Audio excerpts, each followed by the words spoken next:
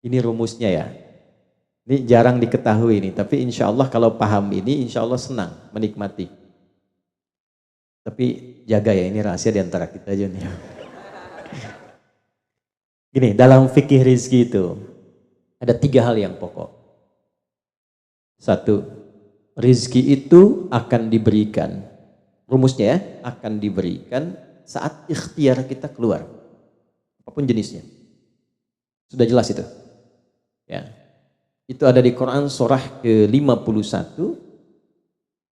Sudah? Di ayat 22. Wa fis samaa'i rizqukum wa ma tu'adun. Dan di langit telah ditetapkan kadar rizkimu. Dan dijanjikan oleh Allah pasti diberikan. Nah, kapan itu diberikan? Ketika ikhtiar kita keluar. Jadi yang laki-laki, yang ikhwan ini, contoh ini, kita sudah siap saja untuk keluar, baru bawa map melangkah untuk menjemput rezeki Allah, ya, itu sudah ditetapkan keluar. Cuma sampainya kapan kita terima, nanti ada aturan lagi yang mengikat. Ya, sesuai dengan kadar niat nanti. Niatnya apa nih? Apakah mencari rezeki untuk kebutuhan dunia saja?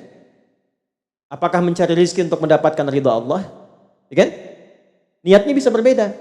Nah, berdasarkan niat itu nanti Allah arahkan untuk mendapatkan yang terbaik. Tapi berlaku hukum kedua, ikhtiar Anda itu telah mengeluarkan rezeki dan tidak akan menguranginya. Ya, paham dulu sampai sini dulu ya, pelan-pelan dulu. Nah, handphonenya turun dulu supaya fokusnya nyimaknya maksimal ya, supaya maksimal nyimaknya. Tenang, ini direkamnya bisa diulang nanti kalau supaya maksimal ngelihatnya. Jadi ini yang pertama dulu, rezeki sudah ditetapkan, pasti diberikan.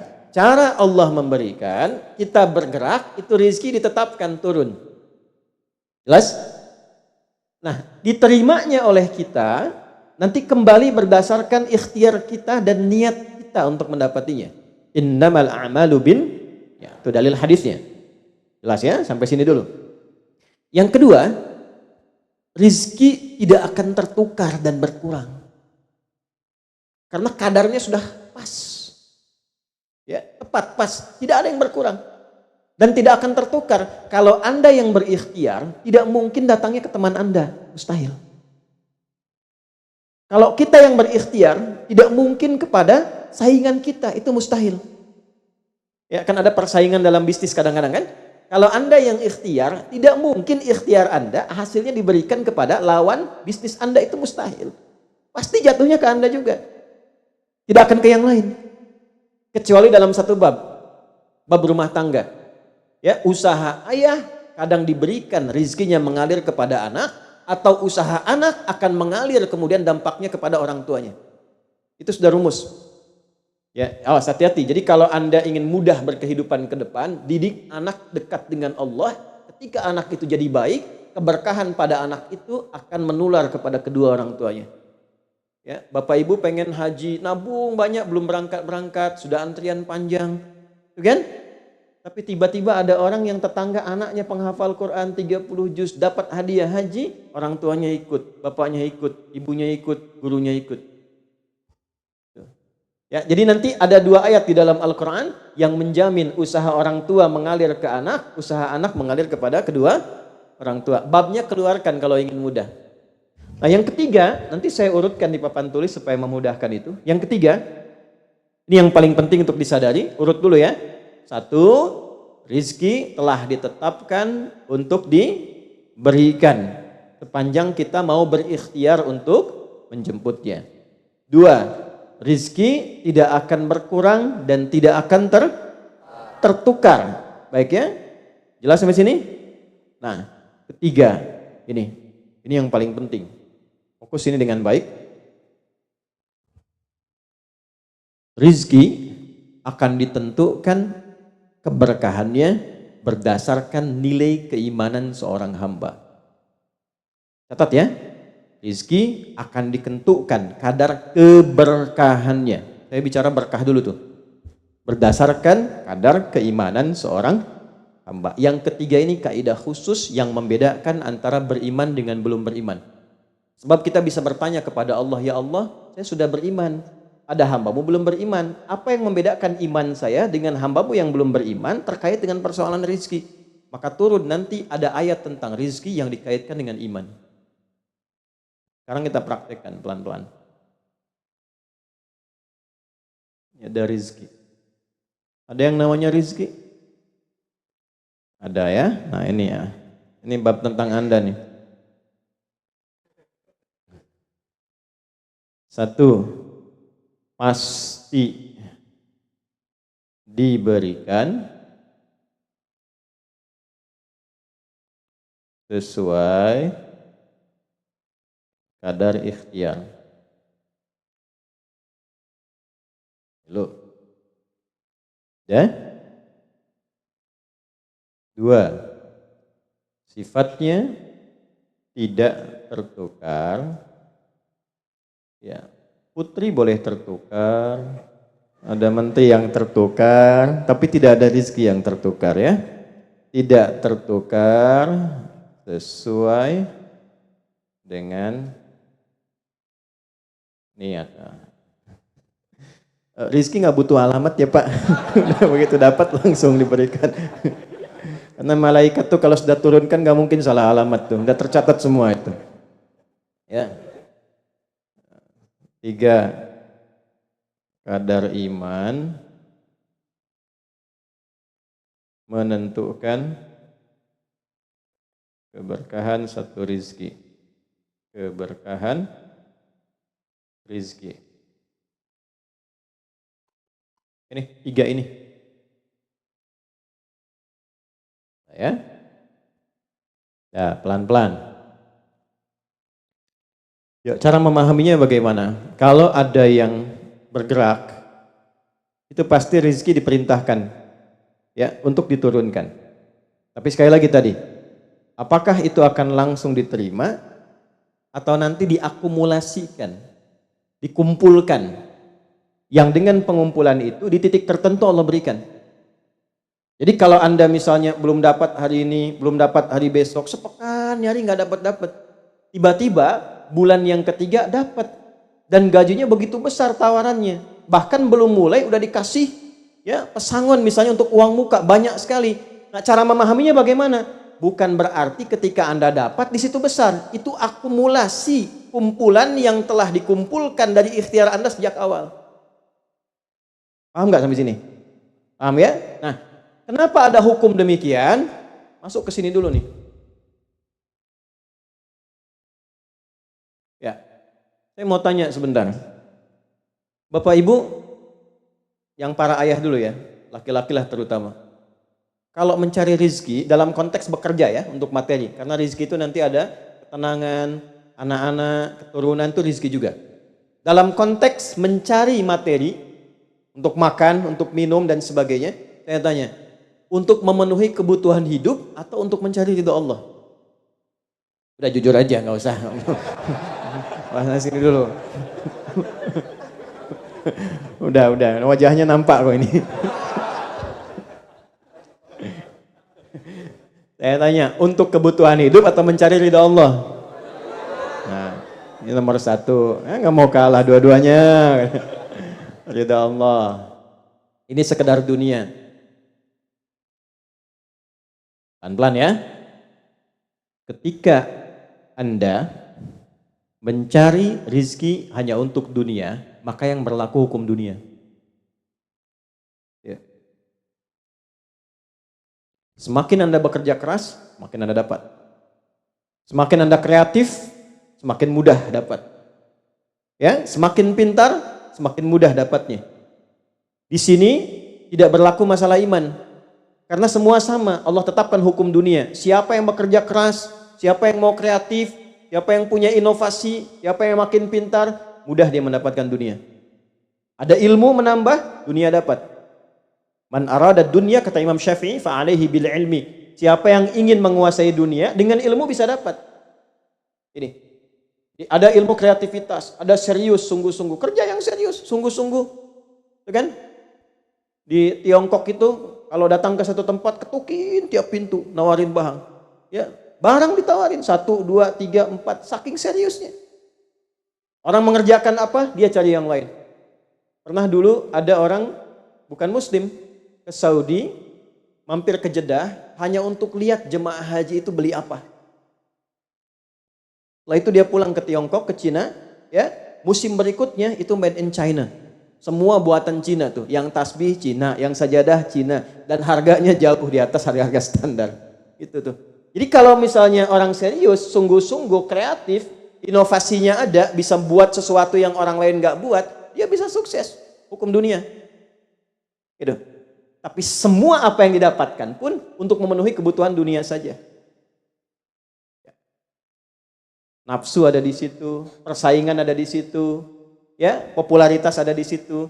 Makanya orang-orang yang kerjanya orientasi dunia itu pada umumnya, maaf ya, pada umumnya apa yang didapatkan hanya untuk memenuhi kebutuhan nafsunya saja. Selesai sampai sini.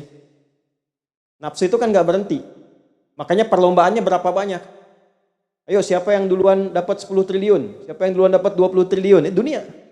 Dan nggak akan berhenti. Begitu dapat pengen nambah lagi, dapat pengen nambah lagi. Walaupun yang dipakai mungkin tidak sampai ke situ. Sekarang saya tanya Anda ya, mengumpulkan sesuatu yang tidak Anda gunakan bermanfaat tidak? Ya. Ibu misalnya mengumpulkan kayu bakar banyak sampai seruangan masjid ini, Bu. Ya. Tapi yang ibu pakai sehari cuma satu. Ya, dikumpulin 1, 2, penuh, tapi yang dipakai 1. Tapi nggak pernah puas melihat pengen lagi, sampai 10 masjid kayu dikumpulkan. Yang dipakai cuma 1. Kira-kira perbuatan semacam ini bermanfaat tidak? Nah, jika ada orang yang banyak bekerja, hanya membutuhkan sesuatu untuk memenuhi keinginannya saja, ketahuilah Anda terjebak dalam kehidupan duniawi. Mohon maaf sebesar-besarnya ya. Jadi kalau bekerjanya hanya untuk tambah tabungan lagi, cek saldo, bandingkan dengan teman-teman, tapi dari apa yang dikumpulkan tidak membuat Anda lebih baik. Ya, yang paling bahaya tuh gini, pas sakit carinya obat generik. Padahal kayaknya minta ampun gitu. Ya, itu menunjukkan bahwa ada sifat dunia yang menguasai. Pada diri pribadi pun bersifat masih kikir. Nah ini ya, ini yang berbahaya ini. Ya, kalau bekerjanya nggak ada masalah, serius dapat nggak ada masalah. Cuma yang dapat ini mengeluarkannya seperti apa? Kalau hanya mengumpulkan, hanya pamer, hanya untuk update, dia mau menyampaikan dengan pamernya, pakai hukum dunia, nggak bisa disalahkan dalam konteks dunia. Walaupun secara moral dalam hukum agama ini tidak dibenarkan. Jelas nggak sampai sini? Ya, sekarang saya tanya, ada nggak orang misalnya OKB misalnya, orang kaya baru gitu. Nah, baru kaya langsung pasang status, ada yang begitu? Ya, dapat mobil baru pasang status, ada yang begitu? Nah, ini biasanya semakin banyak dilakukan terjebak dengan hukum dunia. Tugas kita mendoakan, bukan mencela. Oh, pasti si itu tuh, bukan ya. Jangan seperti itu. Ya, tugas kita mendoakan kembali dan sehingga dengan doa itu mudah-mudahan sampai kepada jiwanya untuk bisa berubah. Sehingga diarahkan pada yang lebih baik. Tapi maksud saya begini, kalau ada di antara yang ngaji itu terperdaya dengan sistem seperti ini, dia bekerja, tambah lagi, tapi penambahan itu tidak membuat kehidupannya lebih baik dan bermanfaat, dia terjebak dalam kehidupan dunia. Pada akhirnya berlaku hukum akhir dunia. Hukum akhirnya? Fana. Dunia itu kan punya 2 arti, satu cepat, yang kedua rusak. Cepat, gak terasa, kayaknya baru kemarin kita ngaji ya, sekarang ketemu lagi. Cepat tuh. Ya ketemu teman, kayaknya baru kemarin main sama-sama. Ternyata sekarang udah punya cucu 4 gitu. Ya? Itu dunia tuh. Itu hukum dunia, cepat. Ya, cepat. Yang kedua rusak. Semua dunia itu akan fana, rusak, sifatnya hilang, habis. Kalau bukan kita meninggalkan dunia, dunia yang meninggalkan kita duluan. Ini saya sering katakan, ini ada gelas nih, menampung air. Airnya habis, didiamkan saja, jangan diapa-apakan. Ini kotor, rusak sendiri. Anda punya handphone, elektronik, simpan aja, nanti rusak sendiri. Sifat semua dunia itu rusak. Ya, di sepanjang kita berada di dunia, tubuh pun gak abadi. Yang ganteng-ganteng akan hilang dengan sendirinya gantengnya. Makanya ibu kalau cari suami ganteng nanti rugi tuh. Ya. Baik, sama, istri juga demikian, yang perempuan demikian. Semua selama di dunia hukum berlaku. Nah, harta juga begitu. Saat dikumpulkan banyak yang dihitung ini, kalau tidak sadar dengan, nah ini poinnya, kalau tidak sadar dengan ketentuan hidup yang benar, pasti penyesalannya di akhir. Karena semua yang dikumpulkan itu pada akhirnya akan selesai hilang. Minimal manusia yang meninggalkan apa yang dikumpulkan dari dunia ini. Terkumpul 100 triliun, hartanya kumpul, manusianya kan meninggal juga. Ya kan? Selesai ya? Ya pertanyaannya, selama hidup yang kemakan berapa dari sini? Nah ini yang kemudian dikoreksi oleh agama, dituntun oleh Islam. Tidak salah. Kalau bisa jangan 100 triliun, nanggung 1000 triliun, 2000 triliun, 3000 triliun. Kayak Abdurrahman bin Auf tuh sampai 14.000 triliun. Kalau dihitung dengan kurs sekarang, sampai 14.000 triliun. Tapi ternyata apa yang dikumpulkan itu membawa keberkahan untuk dunianya plus membawa bekal kebaikan untuk akhiratnya. 1 dari 10 orang yang dijamin masuk surga tanpa hisab adalah orang paling kaya yang pernah hidup di muka bumi ini. Salah satunya Abdurrahman bin Auf. Hartanya kurang lebih sampai 14.000 triliun. Tapi bisa menggunakannya. Dunianya sejahtera, akhiratnya terjamin. Jelas sampai sini? Ya. Nah, maka yang paling menentukan itu ini satu niat, yang kedua di sini aspek keberkahan. Dicarinya pakai iman.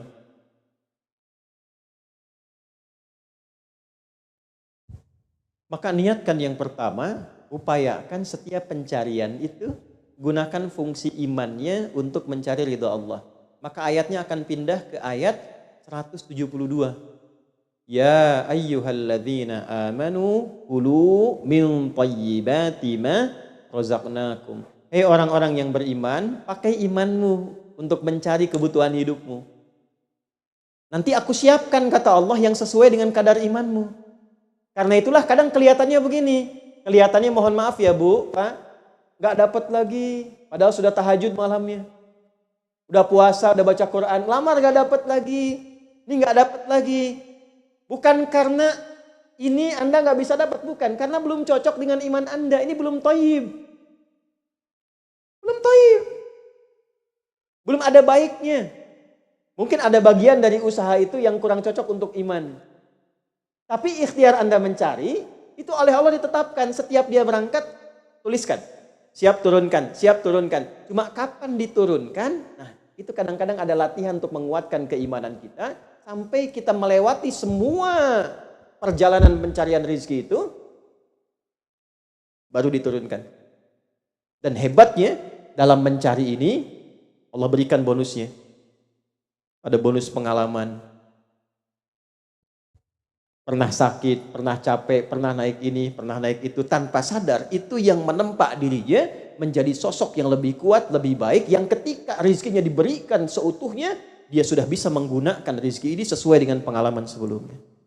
Nah, yang mahal tuh ini. Makanya Abdurrahman bin Auf itu kan diambil dulu, dirampas hartanya, berangkat 400 km, jalan kaki, nggak bawa apa-apa, dipakai dulu ilmunya, belajar dulu jadi penyalur, dapat upah, dapat bonus dulu, baru dipakai lagi. Tapi perjalanan itu menempa hidupnya dengan iman sehingga jadi orang terkaya yang pernah tercatat dalam kehidupan di bumi sampai hari ini. Jadi kalau satu kali Anda melamar kemudian ditolak pekerjaan, jangan langsung simpulkan tidak diberi. Alhamdulillah ya Allah yang telah memberikan kepadaku rizki yang baru berupa penolakan ini untuk menguatkan iman dan mentalku untuk menjemput rizkimu yang lebih baik daripada ini. Jelas ya? Nah ini poin-poin ini yang mahal. Nanti kalau sudah dapat ilmu ini, yang lainnya akan lebih mudah. Nah, jadi jangan disimpulkan, ya Allah aku sudah ngaji, aku sudah tahajud, kurang apa lagi? Sampai hari ini aku belum dapat. Nah itu sesuatu yang tidak tepat untuk keluar, tapi juga bisa dipahami karena boleh jadi belum mendapatkan pencerahan sesuai dengan bab rizkinya. Nah pada akhirnya dikembalikan, kalau sudah dapat itu ditanya balik oleh Allah, itu mau dipakai apa? Toh pada akhirnya aku yang cukupkan. Ya, falyanzuril insanu ila ta'ami. Yang pertama kebutuhan makan kita pastikan dengan baik. Allah yang kasih, masa digunakannya untuk mencari yang tidak baik?